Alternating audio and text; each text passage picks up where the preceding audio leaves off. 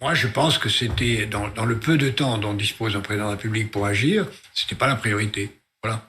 Euh, Encore une fois, notre éducation va très mal, notre système de santé est catastrophique, les exigences climatiques sont immenses, les services publics vont très mal, les institutions sont à réformer.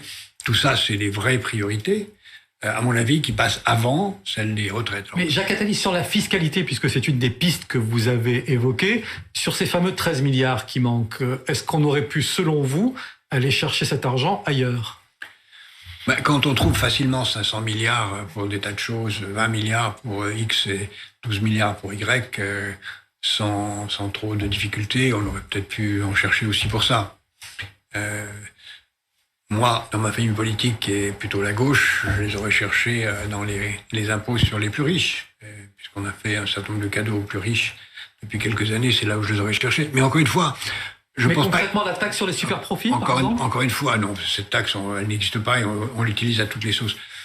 Mais encore une fois, je ne pense pas qu'il fallait agir en priorité sur les retraites. C'est user une carte.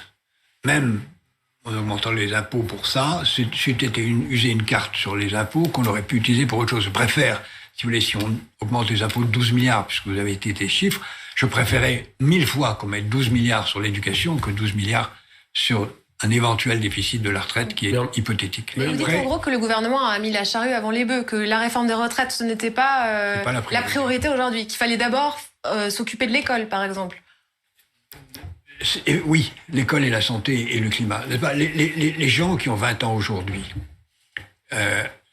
j'espère pour eux que quand ils seront à l'âge de la retraite, 62 ou 64 ans, ils n'auront pas de problème plus grave que de savoir s'ils partent à 62 ans ou à 64 ans.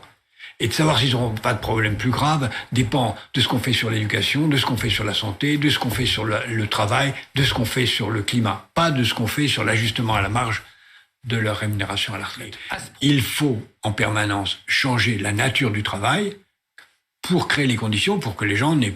Enfin, je comprends que quelqu'un qui a été éboueur, comme on l'a vu tout à l'heure, n'ait pas envie de faire 2 ans de plus. Enfin, c'est obscène de leur demander de faire 2 ans de plus. Oui, mais donc, on n'a pas fait assez de progrès techniques sur la gestion des déchets, parce que c'est pas rentable. On n'a pas fait assez de progrès techniques sur le travail à la chaîne, sur le travail ennuyeux dans beaucoup d'endroits, parce que c'est pas rentable. Or, il faut créer les conditions pour que le travail usant, qui est un mot générique pour dire le travail ennuyeux, pénible, en souffrance, disparaisse. Donc ça passe avant la question de la retraite. Et si on fait ce vrai effort, qui est un travail passionnant sur l'enrichissement du travail, eh bien, le sujet des retraites devient, disons, moins prégnant.